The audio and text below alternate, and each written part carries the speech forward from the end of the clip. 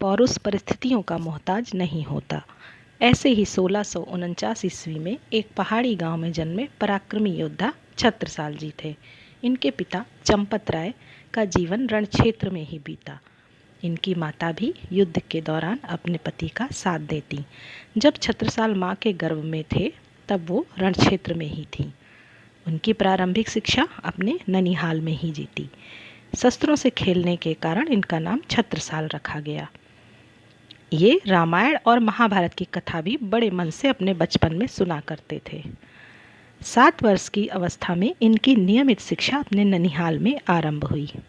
अपनी प्रिय पुस्तक केशव दास कृत रामचंद्रिका के अतिरिक्त अनेक हिंदी कविताएं तथा धार्मिक पुस्तकें भी इन्होंने पढ़ ली थीं।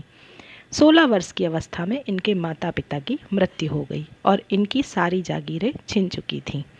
इन्होंने अपने काका के साथ मिलकर युद्ध की योजना बनाई, किंतु काका ने मुगलों के भय से इनका साथ नहीं दिया। इन्होंने अपने बड़े भाई के साथ मिलकर बुंदेलखंड राज्य को स्थापित करने की योजना बनाई। सेना एकत्र करने के लिए धन नहीं था। माता के गहने बेचकर दोनों भाइयों ने छोटी सी सेना तैयार कर ली। छत्रसाल का संपूर्ण जीवन युद्ध करते ही बीता, लेकिन ये युद्ध इतने चातुर्य और योग्यतापूर्ण ढंग से करते थे कि उन्होंने कभी हार का मुंह नहीं देखा। औरंगजेब की सैनिक शक्ति की तुलना में इनकी शक्ति अत्यंत कम थी, किंतु फिर भी ये कभी भी औरंगजेब से नहीं डरे। वो और उनके भाई मिलकर सेना का संचालन करते और ये छापामार युद्ध पहाड़ी प्रदेशों से ही करते थे। इनके सैनिक भी इनकी सदैव सहायता के लिए तत्पर रहते। जो भी इनकी विजय का हाल सुनता, इनकी सहायता के लिए सहस्र तैयार हो जाता। इनको जब लगता कि शत्रु की सेना से उनकी सेना अधिक है तो वे बड़ी चतुराई से अपनी सेना हटा लेते थे। जहाँ भी वो युद्ध करते वह या तो इनकी अधीनता स्वीकार कर लेता या ये उसे छोड़ देते थे, किंतु जो उनकी अधीनता स्वीकार नहीं करता था उसकी सारी संपत्ति लेकर ये उसका सारा भाग सैनिकों में बांट देते थे। धीरे धीरे सारे बुंदेलखंड पर इनका आधिपत्य हो गया। ये अत्यंत दयालु भी थे। प्रत्येक व्यक्ति सीधे इनसे मिल सकता था। एक बार छत्रसाल छत्रपति महाराज शिवाजी के पास भी गए।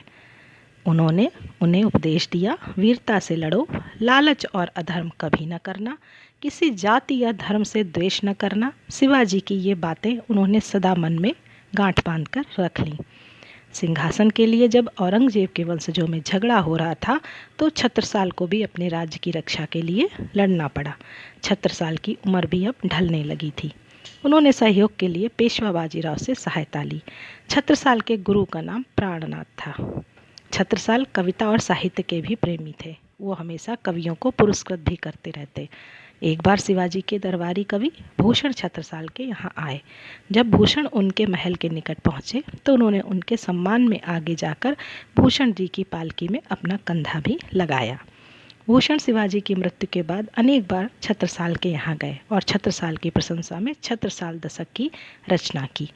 छत्रसाल के दरबारी कवि लाल कवि ने भी उनके संबंध में छत्र प्रकाश नामक एक पुस्तक लिखी।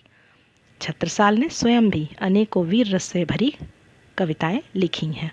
विख्यात छतरपुर नामक नगर भी छत्रसाल ने ही बसाया। बुंदेलखंड को शक्तिशाली राज्य बनाने के बाद भी छत्रसाल को जीवन भर उसकी रक्षा के लिए लड़ना पड़ा और अंत में 1731 ईस्वी में उनकी मृत्यु हो गई।